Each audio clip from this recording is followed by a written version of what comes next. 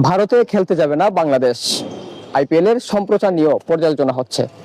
এ বিষয়ে কি বলছেন সিলেটের সাধারণ মানুষ, শুনবো আজকের আমাদের কথায়। সঙ্গে আছি আমি কামরুল ইসলাম মাহির। ইন্ডিয়া নিরাপত্তা দিতে পারে না, সেহেতু আমাদের পুরো টিমটাকে কিভাবে নিরাপত্তা দিবে? সেই ক্ষেত্রে আমাদের ইন্ডিয়ার ম্যাচগুলো অন্য কোথাও সরিয়ে নেওয়া, বিশেষ করে শ্রীলঙ্কাতে যদি হয় আমাদের জন্য সেটা অনেক বেটার হয়। বাংলাদেশের ম্যাচগুলো অন্য কোথাও নেওয়া হোক, কারণ হচ্ছে আমরা সেই পূর্বে থেকে এখন পর্যন্ত ভারতের বৈষম্যের শিকার হচ্ছি বিভিন্ন পদে পদে। ওনাদের হয়তো বোর্ড অনেক বড়, আমাদের চেয়ে অনেক আর্থিকভাবে বড়, সব দিকে বড়, কিন্তু আমরা এমন না যে তারা আমাদের সবসময় নিচে ঝুঁকে দেখবে।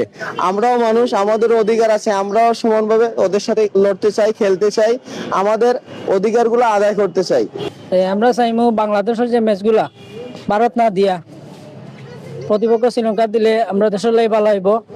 আর যত সময় আমরা ভারতের ম্যাচগুলা যা আছে বয়কট করবো। দেশের স্বার্থে আমরা আইপিএল বয়কট চেষ্টা করবো, বয়কট করতে হবে। আমরা দেশের স্বার্থে আঘাত আনলে আমরা অবশ্যই আইপিএল বয়কট করবো। উগ্র হিন্দুত্ববাদের একটা উদ্বেগের বিষয় ছিল যে মুস্তাফিজকে নিয়ে, তো ওইটার কারণে মূলত মুস্তাফিজকে বাদ দেওয়া হয়েছে, যেটা আমরা তীব্র প্রতিবাদ জানাচ্ছি। আর আমরা চাই যে বাংলাদেশের আগামী যে বিশ্বকাপের সবগুলো ম্যাচ শ্রীলঙ্কাতে শিফট করা হোক এবং আইপিএল কে আমরা বয়কট করব। তো চমৎকার লেগেছে, কারণ এই সিদ্ধান্ত আসলেই যুব উপযোগী। আমাদেরকে যদি তারা প্রাপ্য কিছু দিতে না পারে, তাহলে আমরা তাদের প্রতি তো এত সম্মান প্রদর্শন করার দরকার না। আর মুস্তাফিজুর কে অবশ্যই আইপিএল এ খেলানো উচিত ছিল।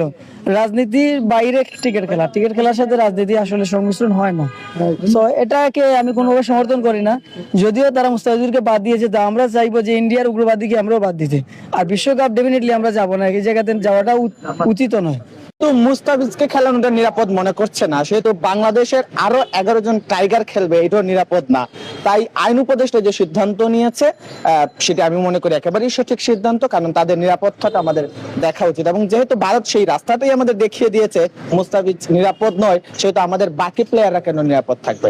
এটা একেবারেই সুন্দর এবং যুক্তিসঙ্গত একটা সিদ্ধান্ত নিয়েছে আইন উপদেষ্টা। আর বিসিসিআই যেটি করেছে সেটি প্রভাব খাটিয়ে করেছে, আর এই প্রভাব আমরা শুধু এখন যে দেখলাম এটা না, সবসময় আমরা দেখে এসেছি।